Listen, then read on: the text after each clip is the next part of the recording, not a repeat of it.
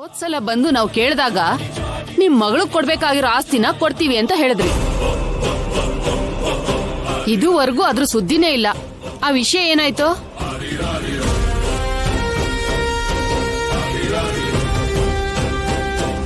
ಸರಿಯಾದ ಸಮಯಕ್ಕೆ ನೆನ್ಪು ಮಾಡಿದ್ರು. ಆದ್ಯನ್ಗೂ ಕೊಡ್ತೀನಿ ಅಂತ ಹೇಳಿದ್ದ ಅಣ್ಣ, ಆದ್ರೆ ಆ ಸುದ್ದಿನೇ ಇಲ್ಲ. ನಾನು ಕೂಡ ಕೇಳ್ಬೇಕು. ಅದನ್ ಕೇಳೋದಿಕ್ಕೆ ಎದ್ದು ಬಿದ್ದು ಅಂತ ಬಂದಿದ್ಯಾ? ಜಾನಕಿ, ನಾನ್ ಮೊಮ್ಮಗಳು ಪ್ರಮೀಳಾ ಇಬ್ರಿಗೂ ಊಟಕ್ಕೆ ರೆಡಿ ಮಾಡು. ಸರಿಯತ್ತೆ. ನನ್ಗೇನು ಬೇಡ, ನನಗ್ ಹಸುವಿಲ್ಲ. ತವ್ರ ಮನೆಗೆ ಬಂದ್ಮೇಲೆ ನಿನಗೆ ಊಟ ಹಾಕದೆ ಹೇಗ್ ಕಳ್ಸಕ್ ಸಾಧ್ಯನಮ್ಮ? ನೀವು ನಮಗ್ ಕೊಡ್ತೀನಿ ಅಂದಿರೋ ಆಸ್ತಿನ ಕೊಟ್ರೆ ಕೈ ಏನು, ಕಾಲು ಮುಖ ಎಲ್ಲಾನು ತೊಳ್ಕೊಂಡು ಹೋಗ್ತೀವಿ. ಕೊಡ್ತೀವಮ್ಮ, ಎಲ್ಲಿಗೆ ಹೋಗ್ಬಿಡ್ತೀವಿ ನಾವು? ನೀವ್ ಎಲ್ಲಿಗೆ ಹೋದ್ರೆ ನನ್ಗೇನು? ನಾವು ಬದುಕ್ಬೇಕಲ್ವಾ? ಇನ್ನೂ ಎಷ್ಟ್ ದಿವ್ಸ ಕೊಡ್ತೀರಾ ಅಂತ ಕಾಯ್ಬೇಕು?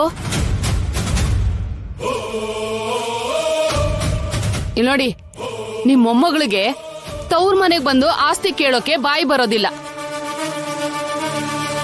ನನ್ ಮಗನ ಹೋಗ್ ಕೇಳು ಅಂದ್ರೆ ಅತ್ತೆ ಮನೆದು ಬಿಡ್ಗಾಸ್ ಕೂಡ ಬೇಡ ಅಂತ ಹೇಳ್ತಾನೆ. ಇವ್ರಿಗ್ಯಾರಿಗೂ ನಿಮ್ ಆಸ್ತಿ ಬೇಡದೇ ಇರ್ಬೋದು, ಆದ್ರೆ ನಮಗ್ ಬೇಕು. ತುಂಬಾ ಖರ್ಚುಗಳಿರುತ್ತೆ. ಅಲ್ಲ, ಯಾವ್ದಾದ್ರೂ ಹೊಲ ಕಡಿಮೆ ರೇಟಿಗೆ ಸಿಕ್ಕಿದ್ರೆ ಅದನ್ನ ತಗೊಳಕ್ಕೂ ದುಡ್ಡಿರಲ್ಲ.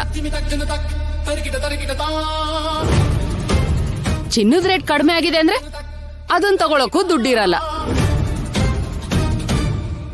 ಅಂದ್ರೆ ನಾವು ಕೊಟ್ಟ ದುಡ್ಡಲ್ಲಿ ಇದನ್ನೆಲ್ಲ ಕೊಂಡ್ಕೋಬೇಕು ಅಂತ ಇದ್ದೀರಾ? ಆ ದುಡ್ಡಿಂದ ಏನಾದ್ರೂ ತಗೋತೀವೋ, ಅದನ್ನ ತಗೊಂಡೋಗಿ ಬ್ಯಾಂಕ್ ಲಾಕರ್ ಅಲ್ಲಿ ಇಡ್ತೀವೋ, ಅದೆಲ್ಲ ನಮ್ಮಿಷ್ಟ. ಕೊಡೋ ಜವಾಬ್ದಾರಿ ನಿಮ್ಗಿದ್ಯೋ ಇಲ್ವೋ? ಕೊಟ್ಟು ಮಾತನ್ನ ನಮ್ಮ ಭಾವನವ್ರು ಯಾವತ್ತೂ ತಪ್ಪಲ್ಲ. ನಿಮ್ಗೆ ಅವ್ರ ಬಗ್ಗೆ ಎಲ್ಲ ಗೊತ್ತಿದ್ದು ಕೂಡ ಈ ತರ ಮಾತಾಡೋದು ಕರೆಕ್ಟ್ ಅಲ್ಲ.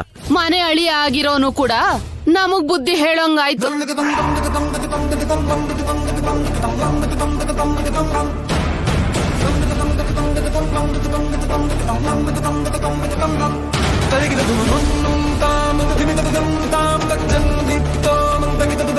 ಅತ್ತೆ, ನೀವ್ ನನಗೇನ್ ಬೇಕಾದ್ರೂ ಅನ್ನಿ. ಅವರು ನಮ್ಮ ಮಾವ, ಅವ್ರಿಗೇನು ಅನ್ಬೇಡಿ.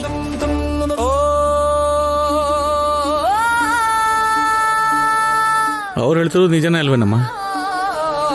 ಮನೆ ಹೇಳಿಯಂಗೆ ಯಾವಾಗ್ಲೂ ಮರ್ಯಾದೆ ಇರಲ್ಲ ಅಂತ ಹೇಳ್ತಾರೆ. ಇಂಥ ವಿಷಯದಲ್ಲಿ ನಾನು ಮಾತಾಡ್ದಿರೋದೇ ಒಳ್ಳೇದು.